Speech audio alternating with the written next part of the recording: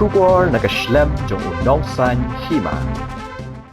Presiden kaseng HNYF uba sadan bla haba krenji kilat pathai kubor mentak pesngi ka khadwai trik uyayong arajar arpulai uloang baka sorkar kadi bensenada ka ain ka bayaha baka roster system kam dei bentrai kam shadien hendai ka dei bentrai kam na do pesngi bla penyat ke ying bishar ka shari ya kani uba sadan ulakren halor ka roster system ha ka bai dei baka bhathung kam tungjam katkum ka reservation policy ka sorkar jalla Habakran halor ke Jingma jong kaseng Voice of the People Party wan Peit Bniah Biang lani review ya ka reservation policy na kalyang uba sa danula ang balada Peit Bniah Biang lani review ya ka reservation policy kala ban ngat ka jingsha tuklar jong ki yeng bishar na kadawa ka reservation policy kam de bantam ya ka 100% panamar kata kala ban Wanrah pan bani ka Jingma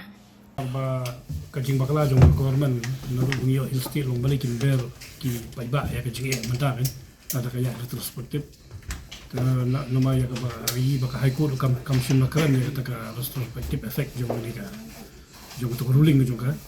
the government ka dai ban sna policy ka ban ya ha ta ka kom ka numle tri kam na shadin ka di tri kam bai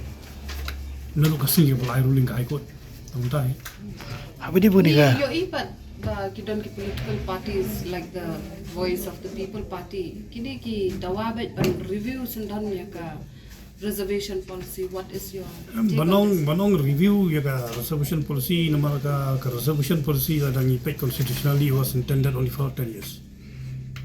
The kibabun ki high ki Supreme Court ruling ru ko on reservation should not be beyond 50%. The Lada persang ban wara ada legislation ka banong ban review sundan ban reconditions sundan for reservation policy. It might invite the attention of the judiciary, maybe the High Court or the Supreme Court, and kam dei ke jung do nong ka bakam jur su ndai ke ai bangila ban le ko bangila jule ndu menchua like no ba kata ka roster system kam dei menteri kam retrospective effect kan di benong kata ko kom te ban legislate hai benong ban rigami ka total reservation policy kan invite pa dia ka attention juga judiciary yo ka clear pada kata ka not beyond 50% bu jima su su